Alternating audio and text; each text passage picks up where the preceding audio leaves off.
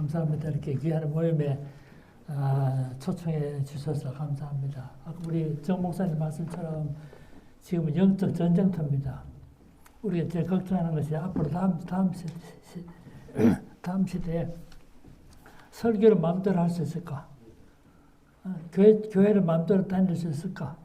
기독교적 가치를 제대로 전파할 수 있을까? 이런 염려가 되는 이런 시대에 살고 있기 때문에 이 종교의 자유가 정말 중요한 시기에 처해 있다고 생각합니다.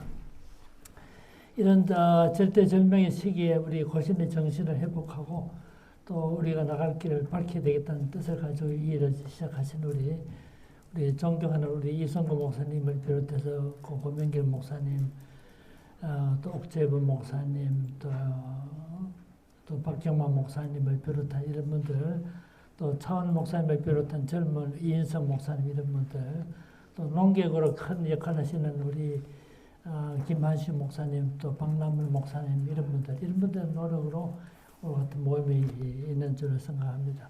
저는 잘 할 줄 모릅니다. 제가 아직 이론적으로 체계를 못 세웠기 때문에 이런 모임을 통해서 또 배우고 또 깊이 생각하는 그런 기회가 됐으면 좋겠다 생각이 들고요. 어떤 불의한 정권이나 불의한 시대는 그 한 사람만으로 되는 것이 아니고 그 주변에 부역자들이 있습니다. 부역자들이 있기 때문에 가능한 거거든요. 히틀러가 유대인 600만 명을 학살하지 않았어요. 나중에 아히만이 법정에 섰을 때 나는 책임 없다. 난 시킨 대로 했다. 이렇게 말했을 때 그때 독일 유명한 여성 철학자 한나 아란트 이런 말합니다. 당신은 큰 죄를 짓다. 그 죄가 뭐냐? 생각하지 않는 죄를 짓다. 그렇게 말한 적이 있는데 정말 우리 주변에도 보면 부역자들이 있기 때문에 이 불의한 일들이 계속해서 되고 있는 거죠. 문제는 교회 안에도 부역자들이 있습니다.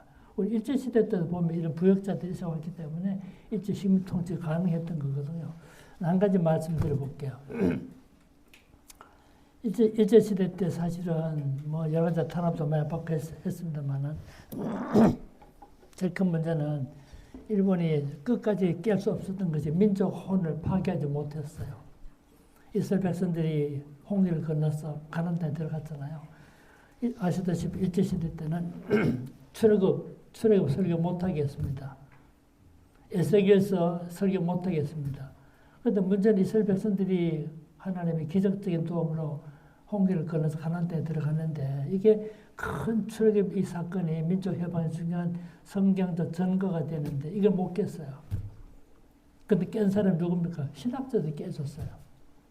이스라엘 백성들이 홍해를 건넌 것은 역사적 사실이 아니다라고 말함으로써 홍해는 히브리 말로 얌수바입니다. 갈대숲의 말이잖아요. 실제 갈대밭을 건너간 것이지 이스라엘 백성은 하나님의 기적을 경험하고 홍해를 건넌 것이 아니라는 것을 자유주의 신학자들이 해줌으로써 일제가 감히 손대지 못했던 것을 해결해 준 거예요. 정말 잘 이해하셨죠? 학문적으로 바로 한다고는 학문운동이라고 했지만 결과적으로는 일제 식민 지배를 정당화시켜 주는 부역자 역할을 했던 것입니다. 저는 이걸 비극적 학문이라고 이름 붙여봤는데 오늘도 그와 같은 똑같은 일들이 벌어지고 있어요. 이런 시대 때 그래도 생각하지 않는 죄를 짓지 않으려고 이렇게 모신 여러분들을 참 감사를 드리고 저 강의는 부족합니다만 그냥 참고로 제일 큰 문제, 제가 갖고 있는 제일 큰 문제는 지금 여러분 기독교적 가치를 마음대로 설교할 수 있게 되나요? 동성애가 법적으로 정리되고 나면 동성애에 대해 설교 못하니까 동성애 제약이라고 설교 못하니까 결국 기독교적 가치를 우리가 포기할 수밖에 없게 되는 거죠. 제가 염려하는 것은 이 종교의 자유가 전 심각한 문제에 접할 수 있고 그렇기 때문에 종교 자유 문제는 심각한 우리 시대의 주제가 될 수 있다고 생각해요. 그 다음에 문제가 정치 신앙의 문제인데 이런 문제인데 한 개씩 정리하면 결국은 우리가 싸워야 할 중요한 것은 두 가지인데요. 어떻게 신앙생활을 계속할 수 있을 것인가. 신교의 자유를 확보하는 것이고 두 번째는 신교의 자유 속에 포함되는 종교 행위의 자유인데 종교 행위의 자유가 뭡니까? 설교할 수 있는 자유, 전도할 수 있는 자유. 자, 죄송합니다. 제가 지금 치과 치료를 받고 있어요. 그래서 좀 말하기 불편한데 전도의 자유. 가까이 더 가까이. 잘 안 들립니다. 원래 제가 목소리가 안 좋습니다. 전도의 자유, 종교교육의 자유, 구정예배 드릴 수 있는 자유, 기독교적 가치를 실현할 수 있는 자유가 종교행위의 자유인데 이 자유가 침해받지 않겠는가 상당히 연매가 되고 있어요. 그래서 오늘 이 종교의 자유 문제에 대해서 좀 말씀을 드리는 생각을 하고 있습니다. 우리 시작하면서 한번 볼까요? 현재 한국의 민주주의는 심각한 도전에 직면해 있습니다. 다수당의 입법 폭주로 민주적 가치가 훼손되고 상권분리 위협하는 현실이 되었습니다. 특정인을 위한 입법이 시도되고 있고 사법체계가 흔들리고 있어서 미가 선지자가 했던 탄식이 오늘의 우리의 탄식이 되고 있습니다. 미가 선지자가 이렇게 말했잖아요. 그들이 침상에서 죄를 꾀하며 악을 꾸미고 날이 밝으면 그 손에 힘이 있으므로 그것을 행하는 자에게 화가 있을지어다 라고 말한 적이 있는데 이거 오늘의 현실이 되고 있습니다. 야당은 무력화되었고 주류 언론은 공정하게 보도하지 않기 때문에 외면당하고 있습니다. 의론 외침은 광야의 외침으로 남아있습니다. 이보다 더 심각한 문제는 근년에 와서 종교의 자유 혹은 신교의 자유가 이 새 신자가 아니고 믿을 신자입니다. 신앙생활을 할 수 있는 자유, 종교의 자유죠. 신교의 자유가 그리고 강단의 자유가 위협을 받고 있습니다. 그리고 코로나 상황에서도 집회 자유가 제한된 적이 있습니다만 최근에 교회와 목회자들에 대한 압수수색이나 목회자들을 압수수색하고 있습니다. 2025년 5월 10일에는 부산 경찰청에서 세계로교회 손현보 목사 교회 사무실과 스마트폰을 압수수색한 바가 있고 6월에는 운정참전교회를 압수수색했습니다. 운정참전교회는 2025년 2월에 종북 주사파를 척결해야 나라가 산다라는 표현을 했던 이유로 내란 선동죄로 고발된 바 있습니다. 그런가 하면 7월 18일에는 이른바 최상병 특검 수사팀이 예의도 순복음교회 이영훈 목사 집무실과 거주지를 압수수색했고 극동방송 이사장 김정환 목사 사무실과 거주지를 압수수색했습니다. 7월 2일 날 특별검사팀이 공식적으로 활동을 시작했는데 바로 2주 후에 한국을 대표하는 순복음교회와 극동방송과 그 대표에 대해서 압수수색을 감행한 것입니다. 그런가 하면 세계로의 손은배 목사는 9월 8일 날 오후 11시 24분경에 공직선거법 및 지방교육자치법 위반 혐의로 구속됩니다. 엄성한 영장전담 부장판사가 도망갈 우려가 있다라는 납득할 수 없는 이유로 구속영장을 발부했습니다. 이에 제기한 구속적부심사 청구마저도 기각됩니다. 이와 같은 교회와 목회자에 대한 압수수색과 법적 제재는 민주국가에서 전례가 없는 일이었습니다. 30년 이상 한 교회에서 목회한 사람을 도주가 있다라고 도주 우려가 있다고 판단하는 것은 누가 봐도 상식적이지 않습니다. 이런 현실 때문에 종교의 자유 혹은 신교의 자유를 생각하지 않을 수 없게 됐습니다. 우리 종교의 자유에 대해서 간략하게 정리해 봅시다. 한마디로 말하면 종교의 자유는 어떤 시대든 그냥 주어지지 않았어요. 특정 기독교 신앙형이고 신교의 자유는 거저 주어지지 않았다는 점입니다. 끊임없는 생존을 위한 투쟁으로 오늘의 자유를 누리게 된 것입니다. 일반적으로 종교 자유는 17세기 존 로크로부터 시작됐다. 존 로크가 처음으로 종교 자유를 주장했다라고 말하지만 사실은 이보다 앞서서 2세기 후반에 교부했던 테르툴리아누스가 처음으로 종교 자유를 말했습니다. 참고로 말씀드려 볼게요. 이 테르툴리아누스는 알다시피 삼위일체라는 말을 제일 처음으로 사용했던 인물인데 초기 인물이기 때문에 기독교 신학을 정립하기 위해서 그 당시에 없던 단어를 982개의 단어를 신조를 만들었던 그런 인물이 아닙니까? 아주 똑똑한 인물이죠. 그 면에서는 그 라틴어로 쓴 31편의 글이 지금 남아있는데 대표적인 작품이 아폴로제티쿰이라 불리는 변증론하고 우상숭배론인데 특히 이 변증론에서 이런 말합니다. 종교의 자유와 종교의 관용을 주장했던 최초 인물입니다. 특히 밑에서 변증론에서 이런 말합니다. 다른 주피터인 하나님을 섬기도록 허용하라.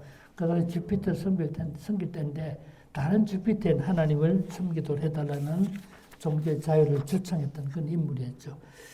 그 다음에 그분의 노력이 결국은 이런 노력은 뭐를 통해서 합니까? 다 설교를 통해서 그렇게 강조했던 분이고요. 그 다음에 4세기 이후에 기독교가 로마 제국의 국교가 되기도 하지만 313년 공인을 거치고 380 국교가 되지만 그 하에서도 여전히 종교 자유는 누리지 못했습니다. 요즘만 말하면 이 기독교 왕국이 됐다 하지만은 그 당시 교회, 즉 로마 교회 교리와 벗어난 이설이나 다른 주장을 하며 이단으로 간주되어서 극심한 탄압을 받았습니다. 그러니까 종교 자유를 온전히 누리지 못했던 거죠. 비텐베르크 대학의 히브리어 교수였던 마티아스 플라치우스 유명한 인물이잖아요. 이분이 1256년에 진리 증인들에 관한 목록이라는 글을 썼는데 여기 보면 바른 성경적 신앙을 지키기 위해서 얼마나 많은 사람들이 희생을 치렀던가를 엿볼 수가 있습니다. 그래서 16세기에도 그랬고 종교개혁 당시도 똑같이 종교적 관용이나 종교 자유를 누리지 못했습니다. 그러다가 몇 줄 내려가다 보이죠? 1526년에 제1차 스파이르 제국 후에 1555년에 아우스부르크 후회를 거쳐서 1648년에 와서 비로소 어떤 지역에 대한 구이스 레기오, 에이우스 렐리고라고 하는 어떤 지역의 종교는 그 지역 통치자의 종교에 따른다는 부분적인 종교 자유가 종교 선택권이 주어지게 되죠. 17세기 존 로크 시대에도 역시 종교 자유가 온전히 누리지 못하기 때문에 종교 자유를 위해서 존 로크 어떤 역할을 했던가 그런 이야기를 썼고요.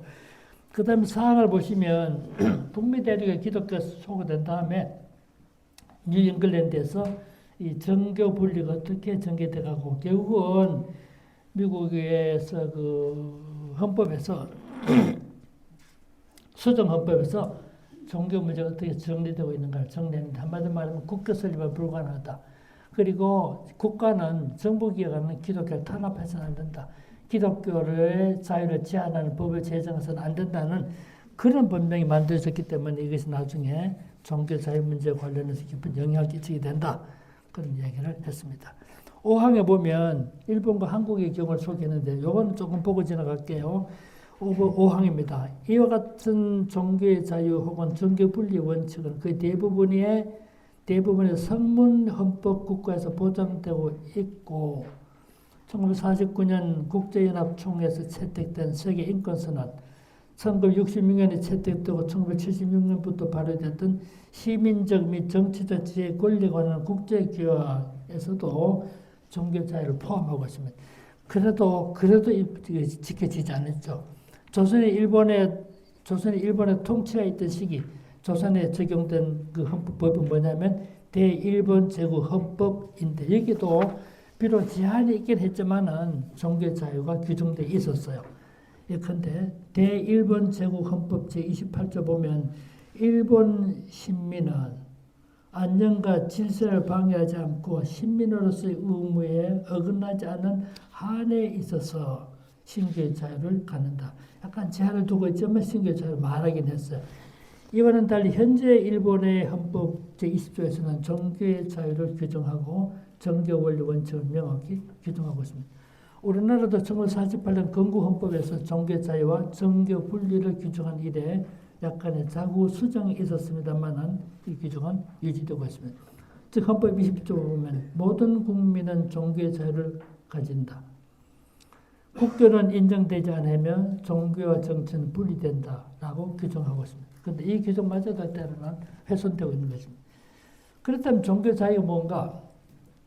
아까도 말했습니다만 종교 자유를 두 가지로 정리할 수 있는데 첫째는 신앙의 자유를 말하고 갈로벤스 프라이하이트인데 신앙의 자유를 말하고 두 번째가 종교 행위의 자유를 의미합니다. 종교 행위의 자유가 뭔가? 종교 행사의 자유, 종교적 집회와 결사의 자유, 종교 교육의 자유, 전도 혹은 선교의 자유, 구중 예배의 자유, 성가대 연습의 자유 이런 것들입니다. 이런 것들을 세분할 수 있는데 종교적 행사의 자유란 그 믿는 바를 외부적으로 표현하는 각종 예배나 종교 의식의 자유, 거기에 참여하거나 참가하지 않을 자유를 의미합니다. 이처럼 예배의 자유는 종교의 자유에 속한 그런 적이고도 기본적인 자유라고 할 수 있습니다. 저는 이렇게 생각합니다. 교회가 어떤 정하고 뭐 정치 설교 어떻게 정의할 것인가 좀 다를 수 있기 때문에 정치 설교 할 수 있는 두 가지 조건, 두 가지 요구. 첫째, 신흥교의 자유가 훼손될 때. 둘째, 종교 행위의 자유가 훼손되거나 거부되거나 제한받을 때. 그때는 당연히 정치적 설교해야 된다고 생각합니다. 종교적 집회와 결사의 자유란 종교적 목적을 가진 집회, 단체 결성, 교단의 형성 등을 말하는 이에 참가하거나 가입하거나 탈퇴할 수 있는 자유를 의미합니다. 종교교육의 자유는 국공립학교에서 특정 종교교육이 교육은 불가능하지만 사립학교에서의 종교교육은 보장됩니다. 구체적으로 말하면 종립학교를 설립할 자유와 고신대학교 같은 종립학교 아닙니까? 그런 학교에서의 종교교육의 자유, 종교교육을 받을 권리를 보장해야 한다는 이게 종교행위의 자유를 의미합니다. 그래서 독일의 법학자인 콘라드 해체는 신앙의 자유, 예배의 자유, 종교적 결사의 자유를 종교의 자유의 본질적 요소라고 말한 바가 있습니다. 그런데 이런 자유들이 침해받게 되기 때문에 우리가 정체적인 설교를 할 수밖에 없는 것이죠. 기독교인들에게 있어서 예배는 종교 행위의 자유일 뿐만 아니라 신앙의 대상과의 만남이 이루어지는 것으로서 교회의 가장 중요한 첫 번째 사명으로 일컬어져 왔습니다. 일반적으로 교회 사명 네 가지를 말하잖아요. 예배를 비롯해서 증거, 교육, 봉사 그것입니다. 이 네 가지 사명은 교회 본질과 관련되면 교회 존재 이유가 되기 때문에 그래서 기독교인들은 집회와 예배를 소중하게 여겨왔던 것입니다. 그런데 이런 자유마저도 때로 침해받을 수 있기 때문에 그동안 종교 자유 어떤 침해를 받았고 이런 상황에서 종교 자유를 지키기 위해서 어떻게 투쟁해 왔던가를 간략하게 정리해 보겠습니다. 초기 기독교. 초기 기독교는 아시다시피 로마 제국에서 종교는 두 가지로 구분됐잖아요. 합법적 종교, 불법의 종교. 황제 숭배를 거부하는 종교는 더 불법의 종교이기 때문에 탄압을 받았던 것을 우리가 다 잘 아는 내용입니다. 그 당시 대부분의 종교들이 다 신교였기 때문에 이미 여러 신의 성교가 있기 때문에 황제 숭배를 하나 더 보태서 한다 하더라도 문제되지 않았기 때문에 그 당시 모든 종교는 황제 숭배를 허용했습니다. 그러나 기독교는 그렇게 할 수 없었기 때문에 그건 그 당시 탄압을 받았고 탄압을 받으면서도 신앙을 지키기 위해서 투쟁할 수밖에 없었고 그런데 힘이 없었기 때문에 많은 사람이 순교자에게 갔던 것입니다. 이 당시 기독교 가르치는 가치는 그 시대 로마가 가르치는 가치하고 달랐기 때문에 일반적으로 전도된 가치, 기독교 가르치는 하나님의 나라를 전도된 왕국. 재밌는 표현이죠. 이 크리빌이라는 사람이 썼던 표현인데 크리빌이라고 하는 미국의 학자 쓴 용어인데 전도된 가치, upside down ethics, upside down kingdom이라는 말을 썼습니다. 로마인들이 받지도 못하고 행하지도 못할 풍습을 전하는 자로 고발됐던 기독교인들이 가졌던 기독교적 가치는 바로 그 시대 가치로서는 받아들일 수 없었기 때문에 심지어 야만인의 철학이다 이런 말까지 들었던 것이죠. 이런 시대 때 기독교 신자들이 신앙의 자유를 지키기 위해서 투쟁했고 결국은 순교자 길을 갔는데 그 점에 대해서 밑에 조금 적었습니다. 아마 다 읽을 필요도 없겠습니다만은 순교자 수가 대가 얼마쯤 될까? 어떤 사람은 1000명 이하이다라고 이렇게 말해왔고 최근에 그 미국의 그 The Rise of Christianity 기독교 발흥기는 책을 썼던 로더니 스타크 같은 사람은 만화에 300명 정도다 이렇게 말한 적이 있습니다만은 실제로 우리 고신대 출신으로서 순교에 대해서 깊이 연구했던 신민석 박사가 모든 자료를 통계를 다 조사해서 보니까 디오클레티안 황제 때 로마 황제 중에 제일 기독교 심하게 탄압했던 사람은 디오클레티안인데 디오클레티안 황제 때만 하더라도 23,500명이 순교했다. 그 중에서 850명의 순교자는 명단을 확인할 수 있다. 이렇게 박사학위 논문을 쓴 바가 있습니다. 어떤 이런 초대의 교회적 상황에서 기독교 지도자들이 종교 자유를 강조하고 신교 자유를 강조하면서 투쟁했고 그것이 그들의 설교의 중요한 내용이고 변증 문서를 통해서 기독신앙 옹호하고 저항했다. 이렇게 말씀드릴 수 있습니다. 두 번째 항에 보면 그 밀라노에 그 암브로시우스가 있습니다. 암브로시우스에 대해서 잘 알려지지 않은 내용들이 있기 때문에 제가 좀 말씀을 드리려고 그럽니다. 암브로시우스는 그 당시 신앙의 자유뿐만 아니라 기독교적 가치를 훼손하는 그 당시 황제하고 싸워서 황제의 사과를 받는 적이 있는 사람이에요. 대단한 인물이죠. 상당히 영향이 컸던 인물인데 잠시 그 부분을 보겠습니다. 라틴 교부 암브로시우스는 헬라 교부 크리소스토모스와 함께 당대 최고의 설교자였는데 그는 어거스틴, 그 다음에 제롬, 그 다음에 그리고리와 함께 라틴교의 4대 스승으로 일컬어지고 있는데 그는 교회의 자율과 독립을 위해서 싸웠고 기독교적 가치 실현을 위해서 설교했던 인물이었어요. 심지어는 황제와 싸웠고 황제에게 사죄를 요구하고 사과를 받았던 일이 있습니다. 네 가지 사실을 소개해 보고자 합니다. 첫째, 암브로시우스는 그라티누스 황제를 설득해서 서유럽의 아리우스파를 축출하도록 이단 종파였으니까 법안을 제정하라고 요구했습니다. 그런데 법안을 제정하기 전에 이 전투에서 황제였던 그라티누스가 마그누스 막시무스에게 피해를 당함으로써 실현은 되지 못했습니다. 두 번째, 이런 일도 있었어요. 암브로시우스는 로마의 승리 여신상을 철거하도록, 이거는 승리 여신상을 철거하도록 제안했습니다. 그래서 철거하게 만들었어요.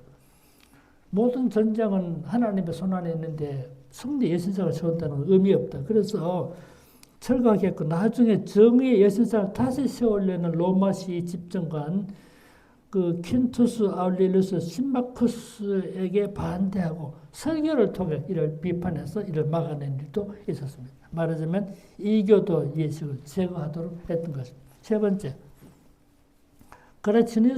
그라치아누스 황제 죽으니까 이복 동생 발리티아누스 2세 황제가 되는데 그의 어머니 유스티나가 섭정을 하면서 385년과 386년 부활절 전후에서 두 차례 암브로시우스가 관리했던 밀라노의 바실리카 포르치아나 성당 이름이죠. 대성당을 이단인 아리우스파에게 양도하라고 요구했습니다. 그러나 암브로시우스는 이런 요구는 부당하다고 보아서 이에 대항하여 설교하고 요구를 거절합니다. 이때 암브로시우스가 했던 유명한 말이 황제는 교회 안에 있지 교회 위에 있지 않다고 말했습니다. 암브로시우스는 이때 설교는 필사에 대해서 후대에 전해져 있는데 지금도 그 설교문을 볼 수가 있습니다. 황제가 무력을 동원해서 성당을 강제로 빼앗으려고 시도하니까 암브로시우스는 신도들과 함께 황제 군대에 대항하면서 교회의 자율과 독립을 지키고자 했습니다. 어떻게 했냐면 성도들이 교회당을 떠나지 않고 찬송을 부르면서 버텼다고 합니다. 네 번째, 이런 일이 있었어요.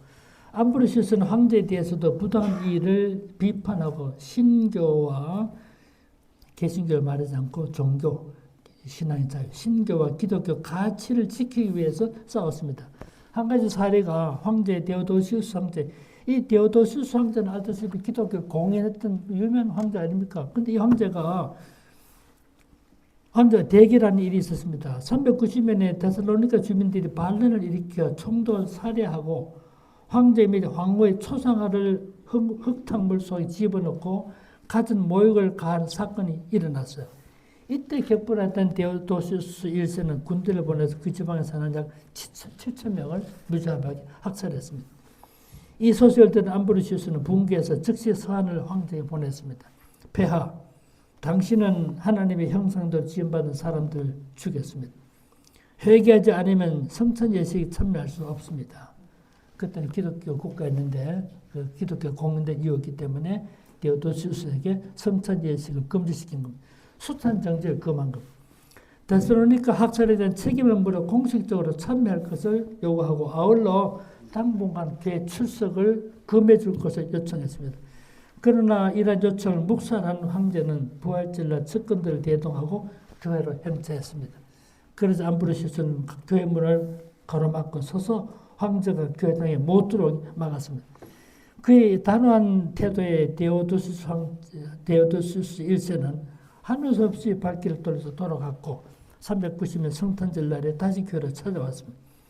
암브로시우스는 이번에도 입구에서 황제를 제지하며 그에게 데살로니가 학살에 대한 사죄를 촉구했습니다. 그러자 황제는 결국 암브로시우스의 요구에 굴복해서 자신의 잘못을 뉘우치고 참회하는 정말 이해하기 어려운 있을 수 없는 일들이 발생했던 것입니다. 학살 사건이 일어나고 8개월이 지난 때였습니다. 암브로시우스는 황제 불의를 가르치고 설교하고 회개를 촉구한 것입니다. 그렇게 했기 때문에 결국 황제 사학을 받아낸 거죠. 암브로시우스는 397년 4월 4일 세상을 떠나기까지 4사람의 로마 황제를 상대했는데 기독교 가치 실현을 위해서 설교했고 가르쳤고 세상의 권세자들을 두려워하지 않았던 사람이 암브로시우스. 또 한 사람이 이 존 낙스인데요. 잘 알다시피 낙스는 그 장로교 원조라고 불리죠. 존 낙스 1559년에 제네바로 망명 갔다 본국인 스코트는 돌아갔고 1560년에 장로 총회를 조직하지 않았어요.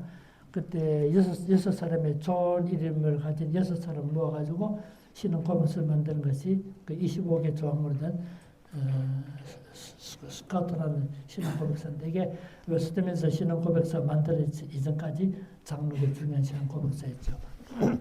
한 가지 말씀드리면 아시다시피 존 낙스가 칼빈의 가르침을 받았지만 스코틀랜드 돌아가서 스코틀랜드 리폼드 처치로 이름할 수 있지만 그렇게 하지 않고 일부러 장로교 이름을 붙였습니다. 왜 그랬을까요? 이게 장로교 시작이 되는데 존 낙스가 칼빈의 가르침을 받았으니까 스코틀랜드 돌아가서도 스코틀랜드 리폼드 처치 하면 되는데도 일부러 그 말 안 쓰고 장로교 이름 붙인 거는 스코틀랜드 밑에 잉글랜드 아닙니까? 잉글랜드 감독제도예요. 감독제도. 근데 우리 스코틀랜드는 감독제도 안에 장로제도를 쓰는 교회입니다라고 선명하게 드러내고 싶어서 일부러 장로교를 붙인 거 아닙니까? 그 장로교는 뭡니까? 회중의 대표로 장로를 선출하고 장로 목사가 당회를 구성해서 교회 치리를 감당함으로써 국가 권력이 교회 문제 개입하거나 간섭하는 것을 원천적으로 봉쇄한 제도가 장로교 제도예요. 장로의 제도 자체가 사실은 국가 권력으로 간섭하지 않은 종교자를 누리게 만든 제도 아닙니까? 그래서 장로의 제도를 대의제, 대의민주주의 제도 말하잖아요. 이런 존 낙스인데 존 낙스는 사실은 자기 조국에 돌아가서 이제는 종교개혁을 단행하고 장로를 만들었잖아요. 근데 얼마 있다가 프랑스로 시집가가지고 있다가 프랑스 남편 죽으니까 메리가 본국 돌아왔습니다. 메리는 이름은 왕이지만 자기 남편 프랑스 왕하고 결혼할 때 프랑스 가 있었기 때문에 부재국왕이었죠. 그러다 다시 돌아왔을 때는 이미 존 낙스 종교개혁 다 한 이유 아닙니까? 돌아오자마자 다시 미술 집례하고 다시 선적 의식을 회복하려고. 그때 존 낙스 싸웠던 사람이 메리 여왕하고 싸웠던 거죠. 근데 그 메리를 향해서 진짜 존 낙스 우리와 같은 설교를 또 메리 공격했잖아요. 어떻게 공격했습니까? 존 낙스가 있던 성가일교회하고 왕궁의 왕궁은 1km 정도 걸려 안 돼서 1km. 1km밖에 안 되는데도 존 낙스가 어떻게 설교하면 그 메리를 공격했잖아. 설교할 이름을 말하면서까지. 그러니까 복음의 정신에 신교자뿐만 아니라 종교 행위의 자유가 침해받는다고 생각했을 때 공격하고 비판했던 것이죠. 설교를 통해서. 더 자세한 얘기는 적어놨습니다만 참고로 보시면 아시겠습니다. 그러니까 낙스는 설교라는 것이 뭔가? 존 낙스는 설교라는 것이 뭔가? 그거는 하나님의 나팔을 대신 부는 행위다. 설교는 자기 나팔을 부는 것이 아니고 하나님의 나팔을 대신 부는 자. 이게 설교를 해요. 그래서 존 낙스는 하나님의 나팔서, the trumpet of God, 그런 말을 듣게 된 것이죠. 이런 말이 남아 있습니다. 다른 사람들은 로마 카톨릭의 교리적 오류를 지적할 때 천주교의 가지를 치는 정도였다면 존 낙스는 뿌리채 흔드는 사람이었다. 이렇게 평가한 적이 있습니다. 밑에 쭉 적어놨습니다만 참고로 봐주시면 좋겠고요. 좀 내려가다 보면 그 메리가 돌아와서 본국으로 돌아와서 다시 미사를 집례하고 다시 천주교로 복귀 운동을 시도했을 때 그 낙스는 메리의 미사를 가리켜서 이세벨의 우상 숭배다 라고 하면서 성갈교회에서 그렇게 메리 비판하는 설교를 했던 것입니다. 그때 왕궁에서 이렇게 말하면 낙석이 당신이 본문에 충실한 설교를 해라. 본문에 충실한 설교를 할 것을 요구했을 때 그때 낙석 뭐라고 말합니까? 나는 설교자로서 의무를 다할 뿐이다. 메리는 낙서를 소환하여 경고했지만 낙서는 존 메이지 이론을 따라서 만일 국왕이 박해할 경우에 국민들에게는 요즘은 저항권이죠. 항쟁할 권력이 있다는 점을 상기시켰습니다. 말하자면 국민 저항권을 말한 것입니다. 국왕 메리와 낙서 간의 영적 전쟁이 시작된 거죠. 기획자 낙서가 볼 때 메리의 미사는 침공해 오는 군대보다 더 심각한 문제다. 이렇게 봤습니다. 그 다음에 우리 한국의 경우를 하나 들어봅시다. 우리 주기철 목사님인데요. 주기철 목사님은 너무 잘 알지만 사실은 주기철 목사를 순교자로만 알고 있지만 사실 그렇잖아요. 주기철 목사는 그 당시 진짜 엘리트 목사입니다. 그 당시에. 뭐 우리 한상동 목사님 참 훌륭한 어른이지만 한상동 목사님 예를 들어 본다면 저 다대포에서 초등학교 졸업했잖아요. 그 다음 피어선 신학교 가서 공부 조금 하다가 그 다음에 평양신학교 공부한 분이에요. 주기철 목사는 어때요? 자기 고향인 웅천에서 개통, 도통에서 7년 공부했습니다. 정조 오산학교 가서 지금의 중고등학교, 정조 오산학교 그 당시 민족학교 조만식 선생님 같은 대표적으로 정조 오산학교 졸업했어요. 그 다음 연희전문학교, 지금 연세대학교, 상가 가서 한 학기 공부했어요. 그 다음 평양신학교 갔기 때문에 그 당시 주기철 목사님이 일할 당시에 목사가 장로교 목사 한 250명 있었는데 나중에 엘리트 목사였어요. 주기철 목사님. 주기철 목사님은 다른 이야기지만 주기철 목사님이 기독교 강요를 읽었을까요? 참 틀림없이 읽었다고 봅니다. 뭘 가지고 압니까? 기독교 강요가 일본에서 번역됐을 때, 그 사장이 살아있을 때, 한국이 기독교 강요 몇 건 팔았는가 그 자료 갖고 있어요. 내가 지금 뭐 들었는데 깜짝 잊어버렸는데 생각보다 훨씬 많더라고요. 한국의 기독교 강요가. 그 다음에 목사 250명 정도 있었는데 주기철 목사는 엘리트 목사이기 때문에 그 한국에 판매됐던 기독교 강요 부수를 기사는 틀림없이 읽었던 거예요. 엘리트 목사였어요. 설교도 정말 훌륭한 설교자였어요. 뭐 그 이야기 다 하려면 시간이 없는데 근데 주기철 목사님이 1934년에 종교 15 8월호에다가 사회 준비라는 설교를 썼습니다. 설교를. 이 똑같은 설교를 1935년 동일한 설교를 했고요. 이 설교가 비슷한 설교가 1935년 12월 9일에 평양신학교에서 했던 일사가고는 설교예요. 그 다음에 1935년 5월 1일부터 5월까지는 이건 뭐 문제 없습니다만은 금강산 수영관에서 200명의 목사 앞에서 설교했던 설교가 예언자의 권능의 설교. 이 설교가 요즘식으로 보면 다 천세 설교입니다. 사실은 따져보면. 예언자의 권능의 설교할 때 200명 목사 앞에 놓고 어떻게 지금 목사 된 사람이 일본 선수 앞에서 말도 못하고 쩔쩔맬 수 있느냐? 그렇게 책망했잖아요. 그때 일본 선수가 중지 외칩니다. 그 설교 다 못하고 설교가 끝나야 되죠. 주기철 목사님의 설교는 당시 요즘식으로 말하는 정치 설교한 거죠. 사실. 여기 다른 내용도 많이 기록되어 있습니다만은 대단한 어른이었음을 우리가 알 수가 있습니다. 근데 사실 주기철 목사님이 감옥에 갇히고 4차례 감옥 갇혔는데 주기철 목사님이 투옥된 기간이 약 7년 정도 됩니다. 따져보면 말다시피 주기철 목사님 평양신학교 졸업했을 때 1925년이거든요. 평양신학교 졸업하는 그의 남산에 조선신궁이 만들어집니다. 상징적인데 자신이 신학교 졸업한 그때에 향후 자신의 투쟁의 대상인 조선신궁이 그립됐던 거죠. 그래서 1931년에 주기철 목사님이 출안교에 있을 때 벌써 시자천비가 강요될 그 얘기를 하고 반대하는 설교를 했잖아요. 정치 설교한 거죠, 그때. 성경 본문만 설교한 것이 아니고. 주기철 목사님이 저기 출안교에 6년 가까이 있다 마저 문창교에 갔잖아요. 문창교에 가서 한 6년 계시다가 그 다음에 1934년도에 35년도에 평양 산전교를 가게 되죠. 근데 주 목사님이 항상 생각했던 건 뭐냐면 신앙을 지키기 위해서는 투쟁하고 싸울 수밖에 없다는 생각이고 싸우다 보면 너무 피해가 많으니까 내가 대신 싸울 테니까 당신들은 뒤에서 기도해달라 이렇게 했었어요. 근데 감옥에 갇혀 지난 동안 제일 큰 어려움이 뭐냐면 동료들의 동료들의 몰이해. 다른 건 다 참고 지낼 수 있었는데 동료들이 자기를 비난하는 것에 대해 너무 큰 고통을 당했어요. 그 얘기를 좀 적어놨는데요. 주기철 목사는 1934년 사회준비란 설교 이후 마지막 10년간은 가장 고통스러운 시간을 보냈습니다. 부인 안갑수의 싸움에 사별도 아픔이었고 일경의 거듭된 탄압과 회유, 4차례 투, 고문 협박도 참기 어려웠지만 이보다 더 큰 아픔은 동료 목사들의 비난과 정죄였습니다.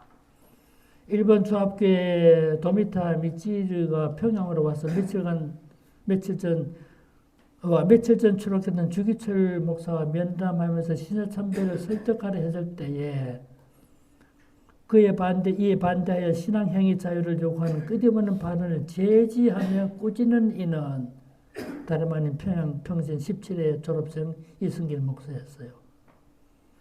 야, 추락한 지 며칠 안 돼가지고 지금 그 밑질하고 토론하면서 신앙의 자유를 지키려고 말했을 때 끊임없이 발을 제지했던 사람이 동료 목사였던 이승길 목사였어요.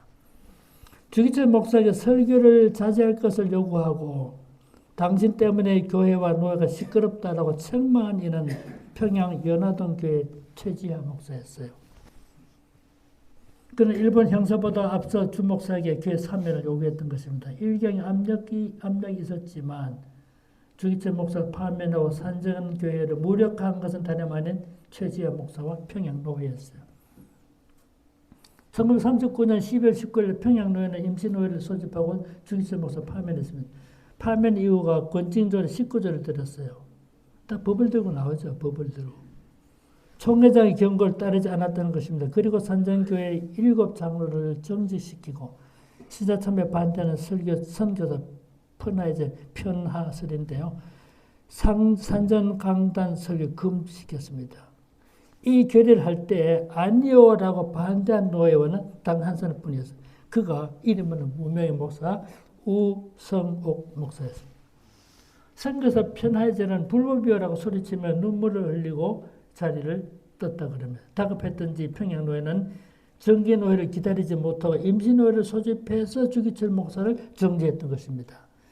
3개월이 지난 후 평양노회는 평양 연화동 교회에서 정기회를 모여서 평양교회 목사 명부에서 주기철을 삭제합니다. 그러니까 주기철 목사가 제일 힘들었던 동료들 때문에 너무 힘들었다. 동료들 때문에.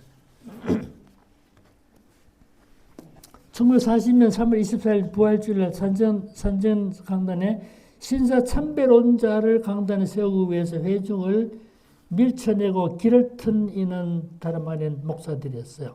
누굽니까? 장훈경, 이인식, 박근규, 심익현, 김선아 목사, 그리고 김치성, 변경환 장로들이었어요. 이들이 이른바 산전교회 정권위원들이었는데 이들은 일본 경찰의 호의를 받았지만 성도들의 저항에 부딪히자 그날짜로 산전교회도 강제 폐쇄합니다. 일본의 지시를 받았다 할지라도 교회를 산전교회를 폐쇄한 사람은 목사들이었어요. 예배당 폐쇄 2주 주기철 목사의 노무로 포함한 그 가족을 교회 구은회식 사택에서 강제로 쫓아냈습니다. 그 일을 한 이들이 노회 전권위원이라는 이름의 동료 목사들이었어요. 주동인물은 평양 창동교회 이인식 목사였습니다. 사택에서 추방된 주기철 목사 유족은 해방되기까지 5년간 몇 번 13번 이사를 했어요. 거처를 찾아 유랑하며 평양 거리에 비유했던 것입니다. 그래서 거기다 보시면 기록됐지만 주기철 목사에게 있어서 가장 고통스러운 일은 일경의 탄압이나 고문이 아니었고 동료 목사들의 정죄였습니다. 주동자들의 사조직이 평양 기독교 친목회입니다. 그때도 이런 사조직이 있었어요. 이름이 얼마나 좋습니까? 평양 기독교 친목회. 이들에게도 논리가 있었습니다. 교회와 노회의 평화를 위해 서른 논리였습니다. 그들은 신교의 자유가 침해당하더라도 침묵하는 것이 진정한 평화라고 믿고 있었던 것입니다. 이보다 앞서 장로교 총회나 1938년 9월 10일 신사참배를 각이란 것도 권력 앞에 굴중했던 목사들의 합작품, 부역자들이 있었기 때문에 평양 평서 안주 세노회는 각본을 짰고 평양노회장 박웅현 목사는 시사참배는 정부가 규정한 국민 의례라면 긴급 제한을 하고 평균 의장 박이면 목사는 동의하고 안준호의 기린선 목사는 제청했던 거예요. 여러분 박은규는 평신 24회, 박이면 27회, 기린선 30회였습니다. 시사참배 가기를 당시 총회장 홍택기는 18회였고 주기철 목사가 동기성이었습니다. 야, 참 놀랍지 않습니까? 한 사람은 동기인데 한 사람 시사참배 반대하고 목숨을 쌓았고 한 사람 시사참배 결의했던 거죠. 우리의 적을 멀리 있지 않습니다. 한 사람의 피 흘리며 신사참배 거부하고 신앙의 자유를 위해 싸울 때 또 한 사람 홍택기는 일경 호의를 받으면서 신사참배 우상이 아니라고 부도 묻지 않은 채 참배를 가기로 했던 것입니다. 그 정도만 보겠습니다. 그러면 이 신앙의 자유가 어떤 상황에서 가장 훼손되면 공산주의죠. 공산주의 하에서는 신앙의 자유를 지킬 수 없는데 두 가지 사건을 한번 소개하려고 합니다. 우리 시간 다 됐죠? 10분 남았나요? 조금만 더 하겠습니다. 그러면요.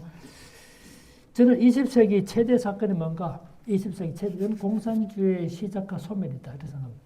자, 20대 최대 공산주의.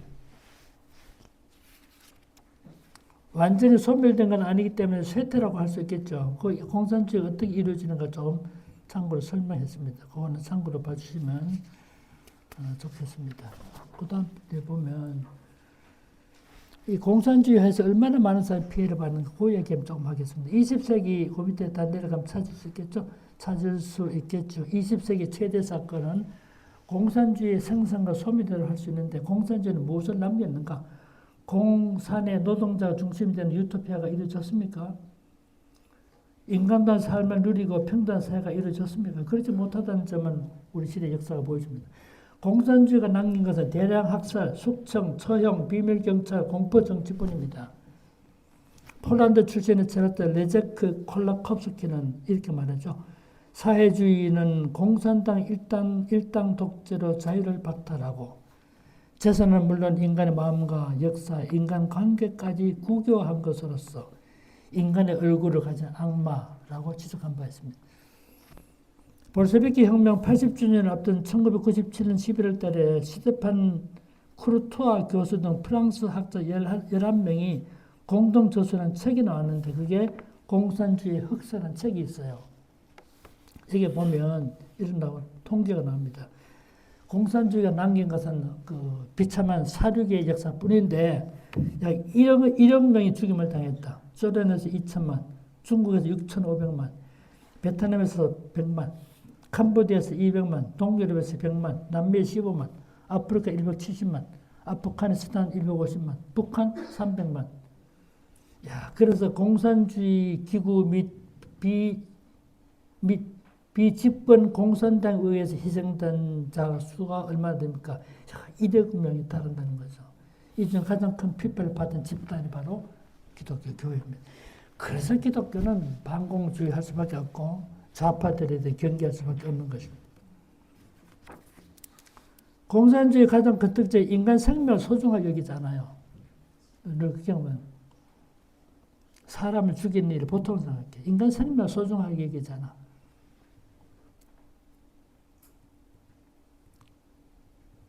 그 밑에 그런 데 좀 적어놨습니다. 그런데 제일 밑부분만 보겠습니다. 그런데 이 역사가 외면한 광기가, 공산주의 광기가 지금 우리나라에서도 유령처럼 배회하고 있는 것입니다.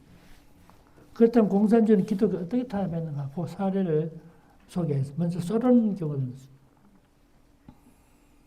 19세기 말 러시아 정교회는 가장 부유하고 풍요로웠습니다. 러시아에서는 국교인 정교 외에도 유대인들과 아르메니안들도 있었고요. 루터교도 있었어요. 유럽에서 박해를 받아 피난온 메노나이트도 있었어요. 그런가 하면 러시아에서 생성된 분파도 있었는데 그 대표적인 경우가 17세기 러시아 정교회로부터 불리는 구신도파 있었습니다. 러시아 혁명이 일어날 당시 이들의 교신은 1,300만, 기독교 신자 1,300만 명에 달해서 결코 소수 집단이 아니었어. 그런데 그 외에도 독일 경건주의 영향을 받은 슈툰다파도 있었고요. 러시아 정부는 이들에게 처음에 관용을 베풀었었어요. 그래서 기억한 차이에도 불구하고 자유평등을 누리고 있었습니다.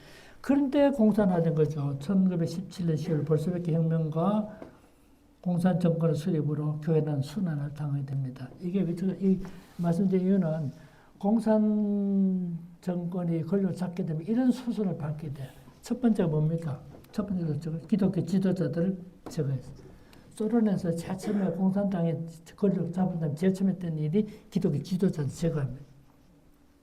1917년부터 19년간에 28명의 주교들과 1215명의 사제들을 총살시켰어요. 1917년 11월 정교의 총대주교로 선임된 티콘, 이분은 천주교만 교황 같은 사람, 우리나라 같은 황경지 뭐 이런 사람. 이 사람은 투옥되어 박해를 받았으나 국제적 여론 때문에 죽이지 못했어요. 1922년 269명의 사제들과 1962명의 수도사와 3,447명의 수녀가 죽임을 당합니다. 첫 번째는 기독교 지도자들 제거. 두 번째가 뭐냐면 재산을 몰수했어요. 교회 재산을. 교회 소유의 재산. 성직자들의 재산을 다 몰수합니다. 이게 두 번째 조치였어요. 그래서 당시에 1026개 수도원 중에서 우선 687개 수도를 폐쇄하고 재산을 몰수합니다. 그런 이야기 쭉 나옵니다. 다 말씀드리려니까 시간이 다 돼가기 때문에 쭉 내려가다 보면 그 당시 총대주교 그 정교의 총감독 티콘이 체포돼 사형 언도까지 받았지만은 그 당시에 풀려납니다. 국제적 여론 때문에. 근데 그분 임종 직전에 남긴 말이 이 밤은 매우 길고 어두울 것이다. 그렇게 하고 있었습니다. 세 번째 조치가 어때면 그 다음에 교회를 기독교를 이관시킵니다. 교회를 이관하고 분열시킵니다. 그 일부는 감옥에 투옥시키고 일부는 가만둠으로써 그 사람들의 묵시적인 지지 세력을 만들어버렸어요. 교회를 분열시키고 이관시켰습니다. 심지어는 혁신교회라고 하는 이 교회를 조직해서 교회를 분열시켰죠. 히틀러 했던 방법 똑같은 방법. 네 번째 뭡니까? 예배를 방해합니다. 네 번째 예배 방해. 말할 것 없이 이런 이유를 제시해서 집회를 제한하고 방해하고 나중에는 공개적인 예배가 불가능하게 됩니다. 마지막 단계가 기독교 신앙을 금지하는 것입니다. 이런 식으로 기독교를 탄압했던 것입니다. 그 외에 다른 얘기도 많이 적어놨는데요. 그 당시 기독교인들 얼마나 많이 죽임을 당했고 몇 개 교회가 파괴됐고 쭉 적어놨습니다. 참고로 한번 봐주시면 도움이 되겠고요. 쭉 내려가다 보면 1970년 노벨상을 받았던 그 솔제니친이 유년시대 때 경험했던 사실을 이렇게 진술한 바가 있어요. 그것 한번 보시면 아시겠습니다. 봐주시기 바라고요.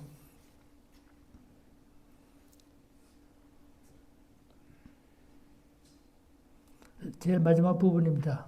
러시아에서 공산주의를 체험했던 솔제니친은 공산주의는 아직도 치료할 수 없는 최악의 미치광이 병이라고 비판하면서 1918년부터 1919년까지 매달 1000명 이상의 사람들이 어떻게 해요? 재판도 없이 처형됐다고 진술한 바가 있습니다.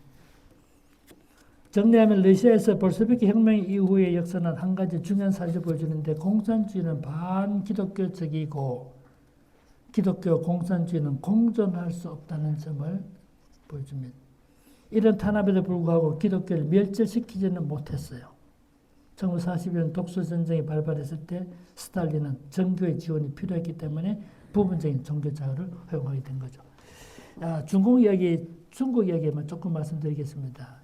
봅시다. 중국에 공산이 된 다음에 중국 현대사를 참혹하고 강포했어요. 그래서 송재윤 교수가 쓴 책을 보면 중국 현대사를 슬픈 중국이다 이렇게 말한 적이 있는데 이 당시 중국에서 얼마나 많은 사람이 죽임을 당했던가 쭉 적어놓은 것이니까 참고로 말씀드립니다. 중국에서도 마찬가지 방법입니다. 교회당을 징발했고요. 좀 내려다 보이죠?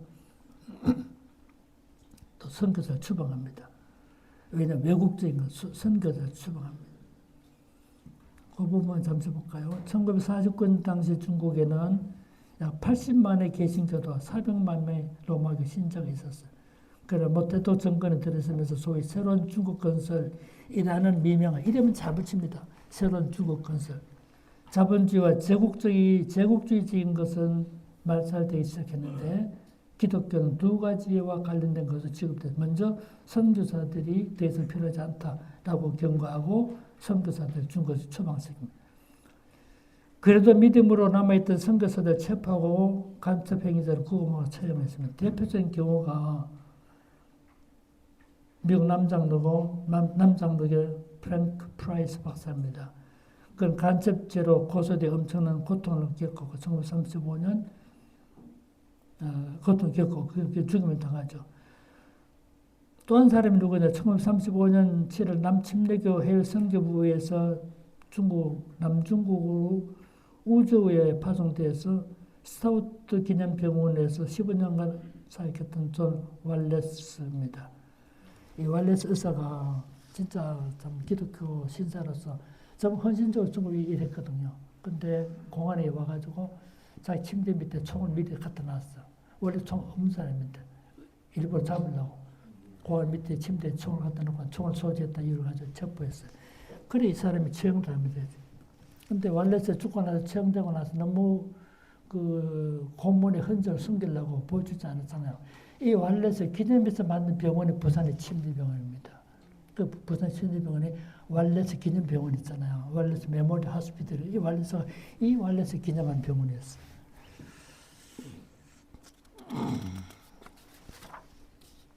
다 읽을 시간이 없으니까 그 정도까지만 적은 뒷부분 마지막 부분 좀 볼게요. 이 사항을 살펴볼 때 공산주의 역사는 대량 학살, 숙청, 처형, 비밀경찰, 공포정치뿐이었고 반인간적인 일연 독재의 이데올로기라는 사실을 보여주고 있습니다.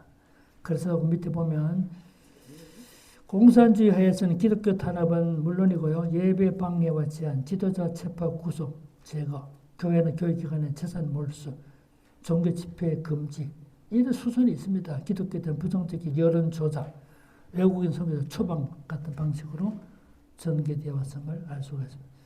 그런데 문제는 이런 공산주의나 유사 공산주의 좌파 사상 오늘의 한국에서 배회하고 있다는 사실입니다. 세계 최악의 공산주의 국가로서 3대 세습 정권인 북한을 찬양하고 김정은을 칭송하는 일이 공공연하게 시위되는가 하면 이런 세력이 기독교회와 기독교 교회까지 침투하고 있다는 점입니다. 이런 점을 볼 때 우리가 정치 관여를 할까요? 영어를 어떻게 할 것인가 좀 고려해야 되겠지만은 신교의 자유가 제한받을 때 종교 행위가 제한받아서 기독교적 가치를 실현할 수 없게 될 때는 저항하거나 정치적인 설교를 통해서 깨우칠 수밖에 없다. 그 점을 적어놨습니다. 맺는 말 중간 조금 내려가다 보면 그럼에도 불구하고 종교 자유와 함께 집회 자유는 한국에서도 거부되고 침해를 받아왔고 예배 자체가 불가능한 상황에 직면하게 됐습니다. 부당하게 집회를 금지하거나 예배를 제한하고 심지어는 교회 폐쇄 일도 발생했다.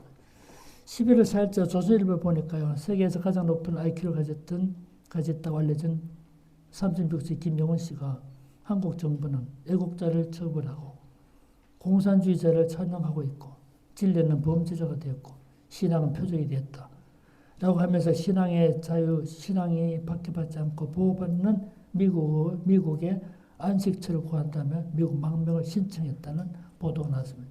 그건 이런 말입니다. 성경적 진리를 억압하고 선조들이 지켜내려 싸운 자유를 배반하는 친북 좌파 정부가 지배하는 한국에 더 이상 머물 수 없다라고 말했다고 알려져 있습니다. 이는 우리가 오늘의 현실이기 때문에 고해양 같은 활동이 필요하지 않겠나 생각이 듭니다. 감사합니다.